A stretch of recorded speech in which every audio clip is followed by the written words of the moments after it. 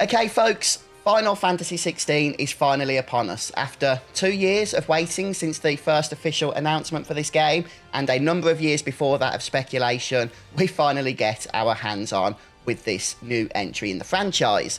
For those of you that have been following my channel for a while, you will probably know that I have never been the biggest fan of Final Fantasy 15.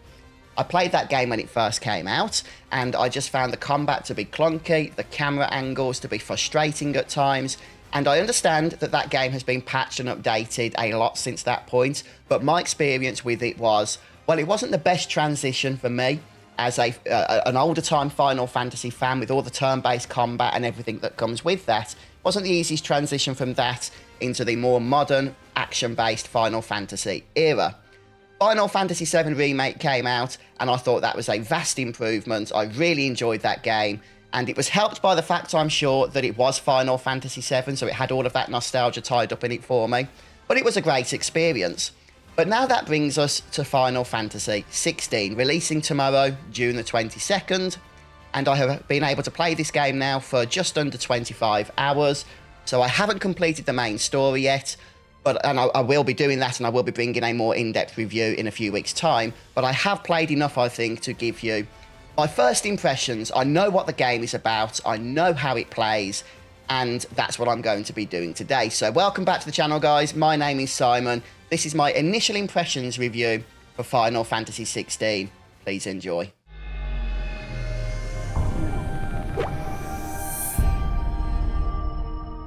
Right, so two things to get us started. Number one, this video is going to be as spoiler-free as possible. I'm not going to be talking story details. I would like you to experience that for yourself. Number two, I'm going to also begin here by just giving my overall impressions as a brief summary. So if you don't want to watch the whole video, you haven't got to stick around. But after doing that, I will be going more in-depth into the systems of the game. So, my initial impressions are that Final Fantasy 16, after 25 hours of playing, is a phenomenal game. It is fantastic. I have enjoyed it so much that unless the game drops the ball, which I can't see happening, to tell you the truth, you know, for the last 15 hours or so, I strongly expect that Final Fantasy 16 is quickly going to be bumped into my top 3 Final Fantasies. And I did not expect that, okay? If you've played the demo, the 2-hour demo, then you kind of know what you're going to be getting out of FF16 in terms of the gameplay, in terms of the presentation of the story, the development of the characters, in terms of the emotion that's put into it, in terms of the quality of the voice acting and all of this. I was worried that it was going to have that explosive start and then sort of trail off throughout the rest of the adventure. That has not happened. For the most part, there are some pacing issues, which I will come to a little bit later. But for the most part, that quality you saw in the demo is extended throughout at least the first 25 hours that I have played.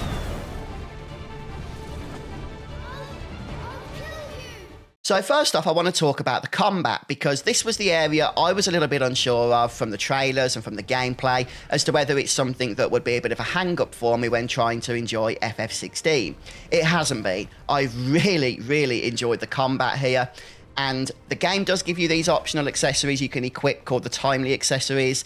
They do things like enable automatic dodging or tying attack combos to a single button. I've not felt the need to use these because I've just felt that the combat systems are so fluid, such a vast improvement over what we had in Final Fantasy 15. Now, I'm not saying that combat is easy. I've already had a couple of game overs by this point, but it is fun, and that's the thing that I was a little bit worried about as somebody that is coming from the turn-based Final Fantasy era into this more action era.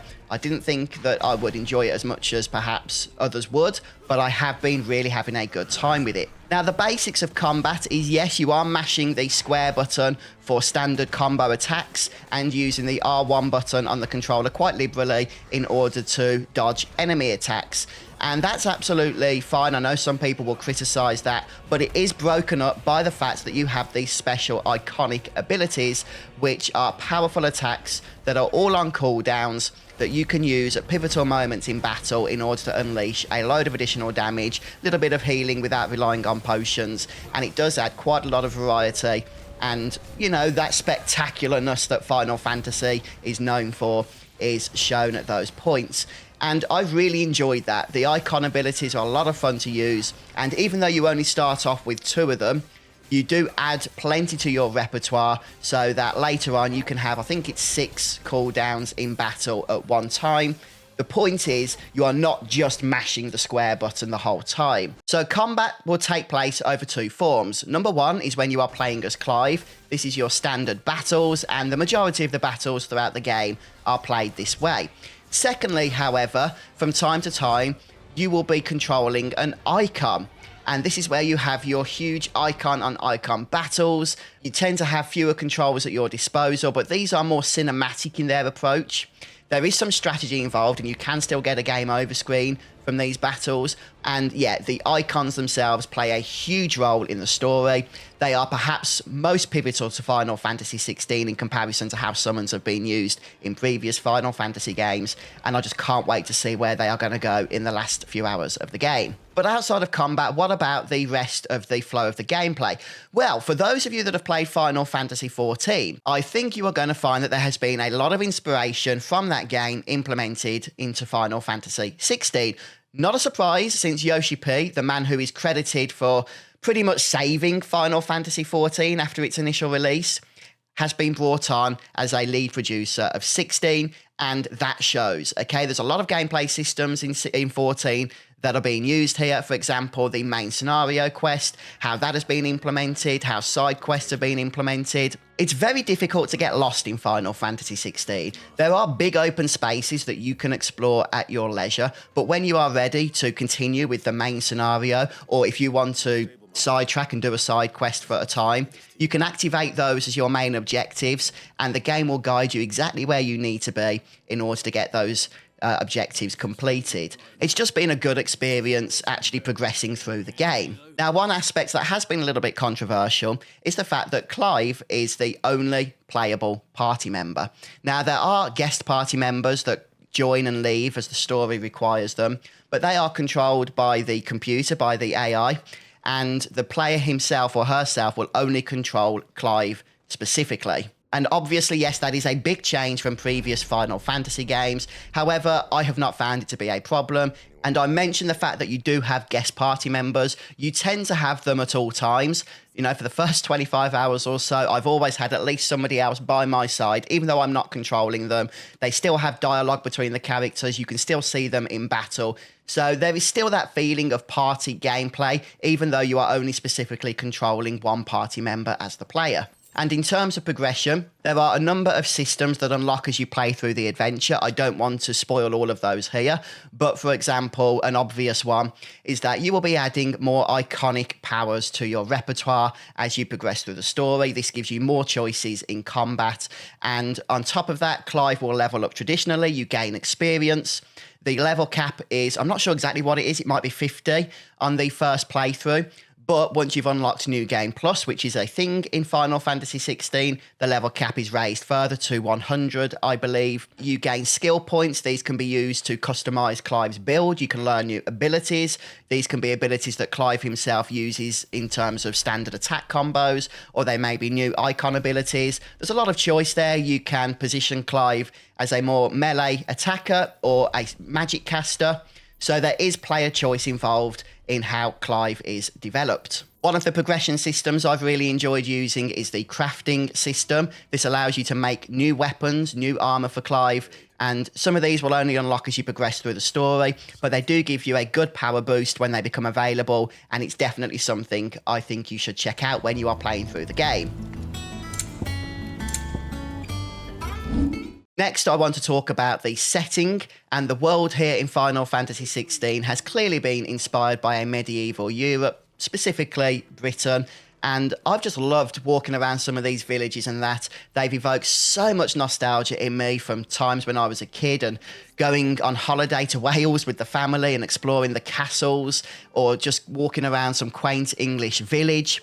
They've captured that essence perfectly here, and I think it's worked really, really well. The landscapes themselves are stunning. The overall graphics are beautiful. I know some people have had concerns about the frame rates and performance mode. I've not had any issues there, but I've not seen an FPS counter, so I can't tell you exactly what my performance has been. The characters throughout the game, for the most part, they all speak with regional British accents. So yes, in Final Fantasy 16, there are no chocobos, there are only chocobos. The amount of hate I've gotten over the years every time I say chocobo, I feel like I'm kind of vindicated now because that's the only way that word is pronounced in this game. Now, I did allude earlier to the fact that FF16, it is not a perfect experience. Okay, there are issues, unfortunately, with the pacing. And what I mean by this is there are a few times, they're not many, but there are a few times where the game slows down to a bit of a crawl, and that would be absolutely fine, but it stays at that pacing for too long, in my opinion. Now, don't get me wrong, when you're just moving from NPC to NPC to pass on various messages and stuff, and nothing's really happening apart from the encounters that you're running into, the battle encounters, you know, in the areas in between those NPCs, it does start to drag just a touch, okay? Fortunately, when it does eventually pick up again, it just blows your mind and you quickly forget about that slow pacing. And sadly, some of the side quests are also a little bit mundane. In fact, the majority of them are. They're very MMO-like. You go here, collect this, bring it back to the NPC. Now, that isn't all of the side quests. Some of them are absolutely phenomenal. In fact, a few of the side quests are really kind of dark. The whole Final Fantasy 16 experience is a much more mature one than what we've seen before. But some of the side quests just had me fall back in my chair. I can't believe that they went there. I won't spoil anything here. But my one bit of advice with the side quests, if you are going to do them, they are optional, of course, that's why they're side quests, but if you are going to do everything, do the side quests when they become available. Don't leave them all to the end because you're just going to be mind-numbingly bored going through a lot of mundane tasks all at once. One side feature that I have enjoyed engaging in, though, is the hunt system. So if you've played Final Fantasy 12, you will be aware of the hunts. You would go to the board, find a mark that needs to be defeated, go out into the wild, hunt that mark down, kill it, get a nice reward. That system has pretty much been brought back verbatim into Final Fantasy 16. It doesn't unlock until about 13 hours into the adventure, I want to say. But it is a lot of fun. You get to go and fight these, you know, sub-bosses, creatures. They do take a while to defeat, but the rewards for doing so are extremely worth it. You get a whole bunch of experience, so they're great for farming levels, skill points, crafting materials, even rare crafting materials. I do recommend engaging in this feature when it unlocks, and I have found it to be, as I say, a lot of fun. And yeah, it's been the perfect way to implement a Moogle into what is otherwise a really mature game.